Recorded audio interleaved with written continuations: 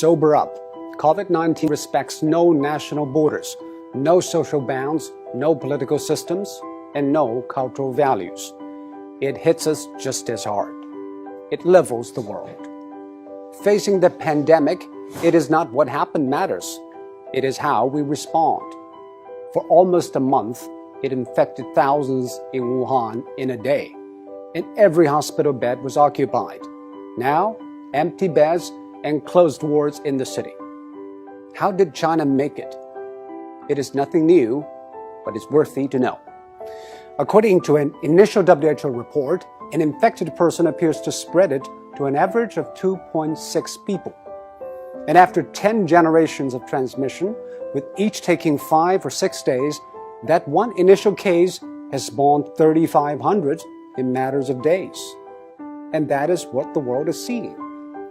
What China did is to break the cycle by human intervention.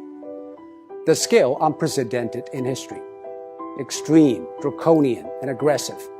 These are the words used to describe China's response. But now, people have come to terms with the new norm, lockdown. Some people say, isn't that a violation of individual rights? Actually, the balance between individual rights and public safety is always an ever-changing equation.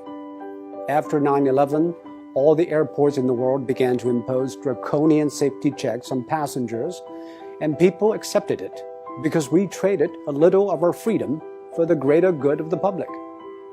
China imposed the largest and most draconian quarantine in history. Factories shut, public transport stopped, and people stayed indoors. By doing that, it flattened the curve. On one hand, China avoided many millions of cases and tens of thousands of deaths. On the other, it stretched out the time and made the hospitals restaffed and less strained. This is exactly what Europe and America should know. But public policy needs both ends to agree. The decision makers